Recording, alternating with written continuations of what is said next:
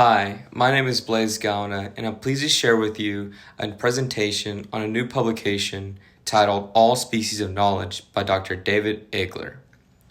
All Species of Knowledge tells the story of the Rurik, a scientific voyage that set out in 1815 in search of the Northwest Passage.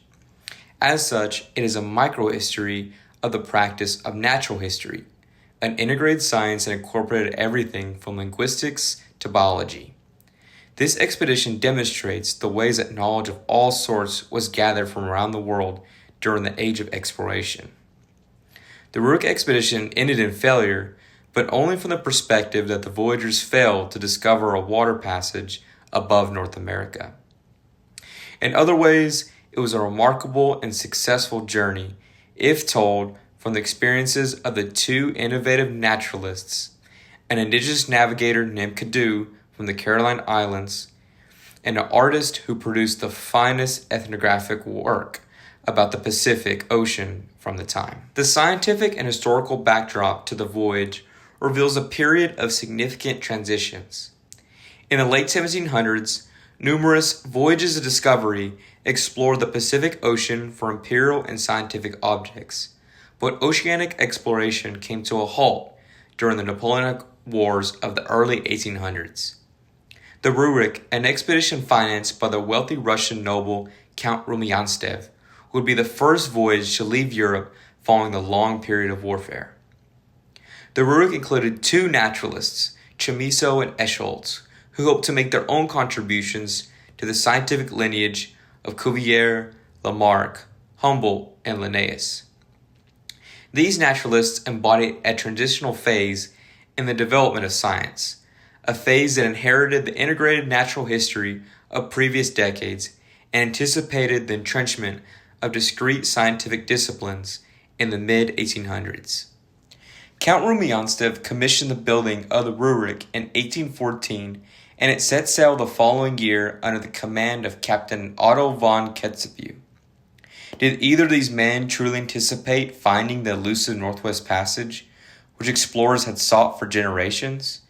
Perhaps they did, but even if they had doubts, they both knew that discoveries of other types could bring them acclaim in the European world of explorers, scientists, and even artists.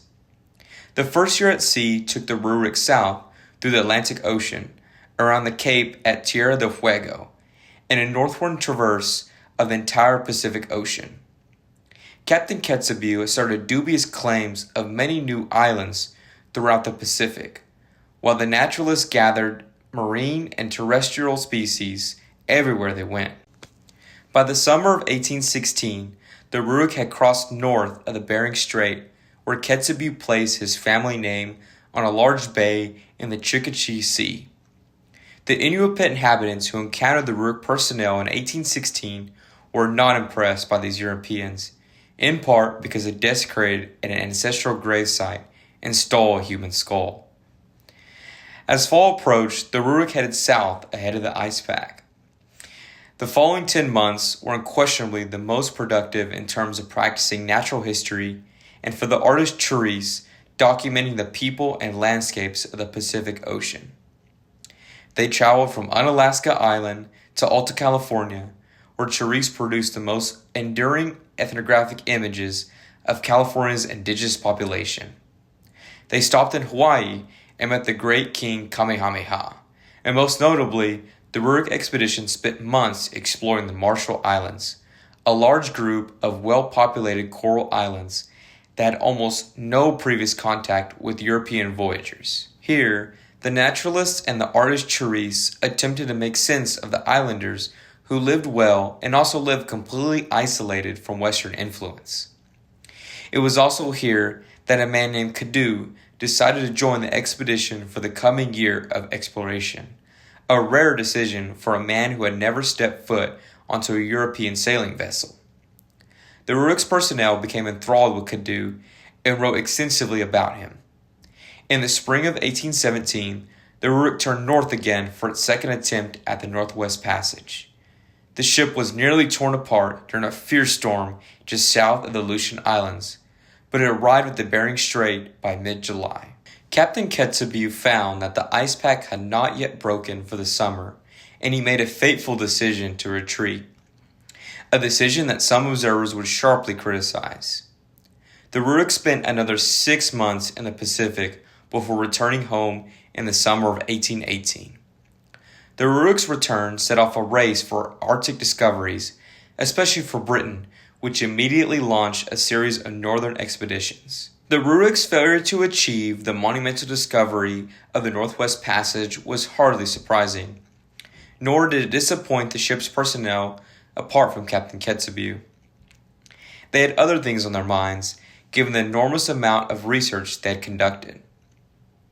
In the afterlife of the voyage, the naturalist, artist, and captain circulated their Pacific and Arctic findings for decades to come, both in learned circles and to the public.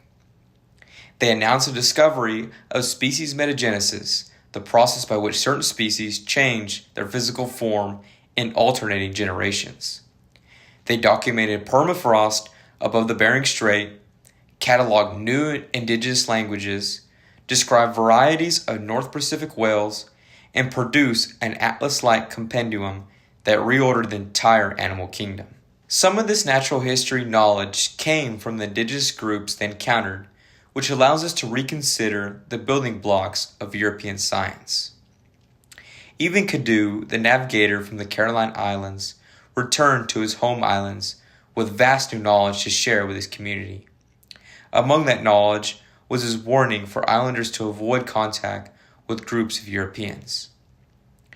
All species of knowledge was based on a remarkable set of primary sources. First among these was a large collection of lithographs produced by the artist Ludwig Tschurys, whose ethnographic images constitute the best visual history of any Pacific expedition. The naturalists published their findings for the next 2 decades with articles and books aimed variously at learned researchers and the general public. Their work is still discussed today as representative of scientific transformations in the 19th century. Many of these primary sources speak directly to the knowledge of indigenous groups who encountered the Rurik expedition.